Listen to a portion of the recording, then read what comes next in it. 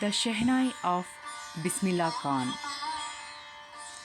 Emperor Aurangzeb banned the playing of a musical instrument called pangi in the royal residence for it had a shrill, unpleasant sound.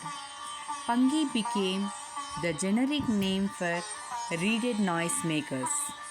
Few had thought that it would one day be revived. A barber of a family of professional musicians who had access to the royal palace decided to improve the tonal quality of the pangi. He chose a pipe with a natural hollow stem that was longer and broader than the pangi and made 7 holes on the body of the pipe. When he played on it, closing and opening some of these holes, soft and melodious sounds were produced. He played the instrument before royalty and everyone was impressed. The instrument, so different from the pangi, had to be given a new name. As the story goes, since it was first played in the Shah's chambers and was played by a Nai, the instrument was named the Shehnai. The sound of the Shehnai began to be considered auspicious, and for this reason, it is still played in temples and is an indispensable component of any North Indian wedding. In the past, the Shehnai was part of the Naubat or traditional ensemble of 9 instruments found at royal courts. Till recently, it was used only in temples and weddings. The credit for bringing this instrument onto the classical stage goes to Ustad Bismillah Khan. As a 5-year-old, Bismillah Khan played Gilli Danda near a pond in the ancient estate of Dumran in Bihar. He would regularly go to the nearby Bihariji temple to sing the Bhojpuri Chaita, at the end of which he would earn a big laddu weighing 1.25 kg, a prize given by the local Maharaja. This happened 80 years ago, and the little boy has travelled far to earn the highest civilian award in India, the Bharat Ratna. Born on 21st March 1916, Bismillah belongs to a well known family of musicians from Bihar. His grandfather, Rasul Bux Khan, was the Shehnai Nawaz of the Bhojpur king's court. His father, Paigambar Bux, and other paternal ancestors were also great Shehnai players. The young boy took to music early in life.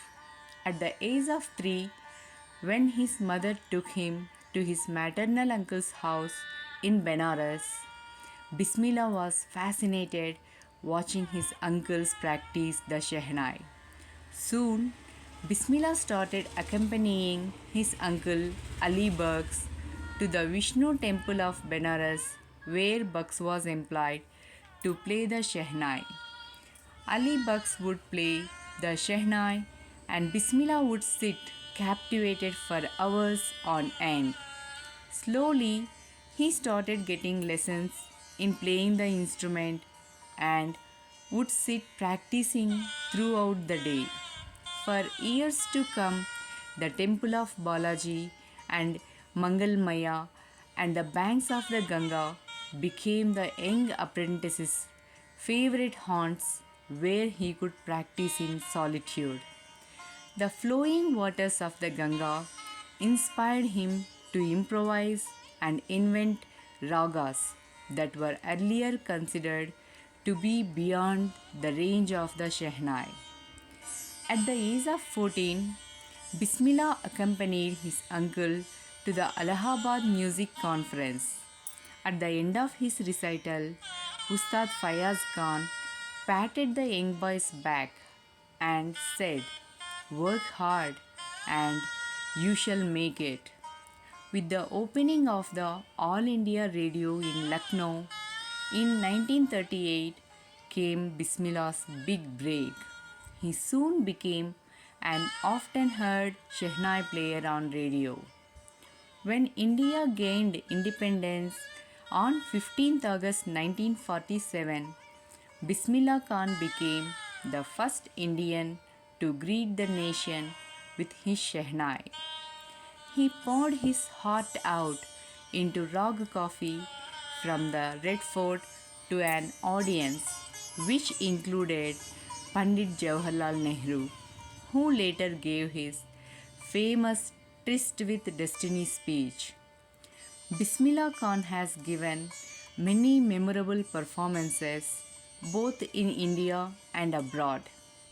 His first trip abroad was to Afghanistan, where King Jahir Shah was so taken in by the maestro that he gifted him priceless Persian carpets and other souvenirs. The King of Afghanistan was not the only one to be fascinated with Bismillah's music. Film director Vijay Bhatt was so impressed after hearing Bismillah play at a festival that he named a film after the instrument called Ganj Uti Shehnai. The film was a hit, and one of Bismillah Khan's compositions, Dil Ka Khilona Hai Toot Gaya, turned out to be a nationwide chartbuster. Despite this huge success in the celluloid world, Bismillah Khan's ventures in film music were limited to two: Vijay Bhatt's Gunj Uti Shehnai and Vikram Srinivasa's Kannada venture Sanadi Aparna. I just can't come to terms with the artificiality and glamour of the film world, he says with emphasis. Awards and recognition came thick and fast. Bismillah Khan became the first Indian to be invited to perform at the prestigious Lincoln Center Hall in the United States of America.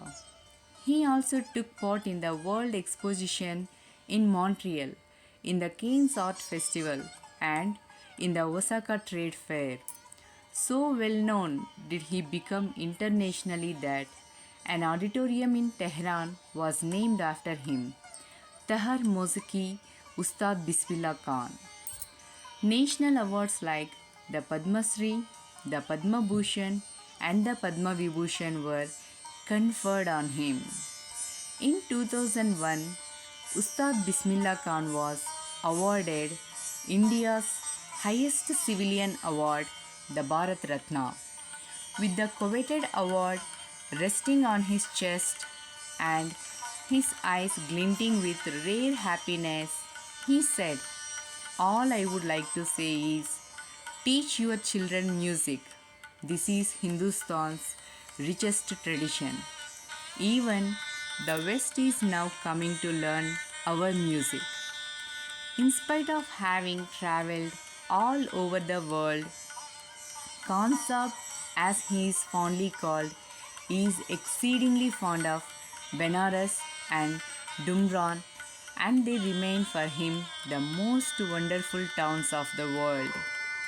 A student of his once wanted him to head a Shehnai school in the USA, and the student promised to recreate the atmosphere of Benares by replicating the temples there. But Khan Saab asked him if he would be able to transport river Ganga as well. Later, he is remembered to have said, "That is why whenever I am in a foreign country, I keep yearning to see Hindustan. While in Mumbai, I think of only Benares and the holy Ganga. And while in Benares, I miss the unique Mata of Dumran." Ustad Bismillah Khan's life is a perfect example of the rich cultural heritage of India, one that effortlessly accepts that a devout Muslim like him can very naturally play the Shehnai every morning at the Kashi Vishwanath temple. Ustad Bismillah Khan passed away on 21st August 2006 at the age of 90 after a prolonged illness. He was given a state funeral and the government of India declared one day of national mourning.